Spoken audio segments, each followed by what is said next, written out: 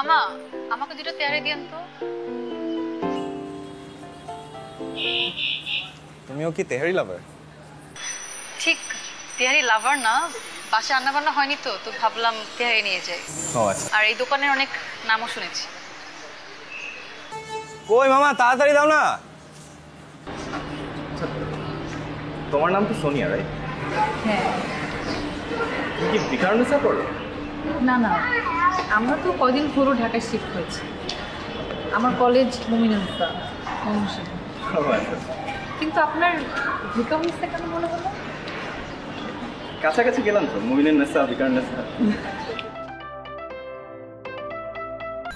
এই সোনিয়া, ভেতরে আসো। না আসলে সে সন্ধ্যা থেকে বাসায় পানি নেই। তোমাদের কি পানি আছে? আমাদেরও তো মনে হয়নি, পুরনো বাসা তো, তাই মাঝে মাঝে পানির লাইনে সমস্যা করে। আচ্ছা দাঁড়াও, আমি ভাইয়াকে ডাকছি। ভাইয়া, হ্যাঁ কি হয়েছে বল।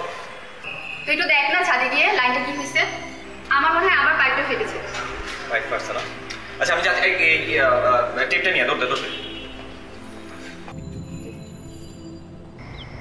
কিপটা একটা বাড়ি হলো, বিল্ডিংটার এত বছরে কিচ্ছু ঠিক হলো না। অনেক ধন্যবাদ আপনাকে। আপনি না থাকলে তো আজকে পানি অনেক ঝামেলা করেছিল। থ্যাংক ইউ দেওয়া লাগবে না, আর নেইবার তো নেইবারকে হেল্প করবি। ঠিক আছে, গুড নাইট।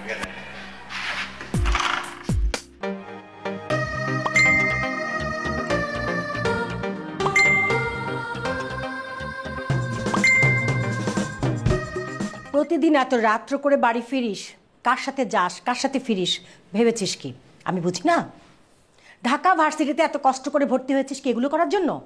মা, আমাকে বলতে হবে না, যা এখন এক গাদা মিথ্যে কথা সুন্দর করে সাজিয়ে গুছিয়ে বলবি, এই তো? দেখ, আমি তোকে শুধু বলতে চাচ্ছি তুই অনেক বড় হয়েছিস, তোর নিজের ভালো মন্দটা নিজে বুঝে সব। আমার আর কিছু বলার নেই।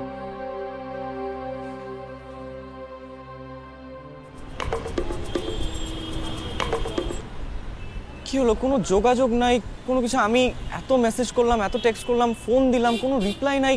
কি হয়েছে বলবা তো আমাকে? শুনে কি হয়েছে বলো, আমি কিছু করছি সেটাও বলো।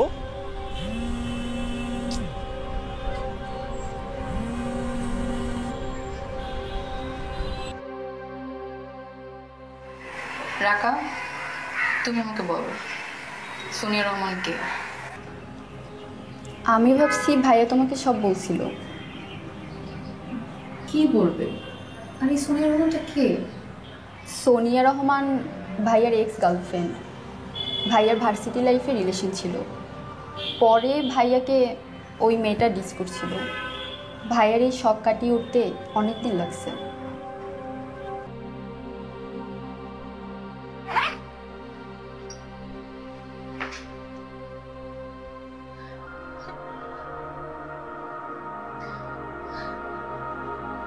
আসলে কি মানুষ মানুষের এত কাছে এসে একদম ফিরে যেতে পারে, ভুলে যেতে পারে সব?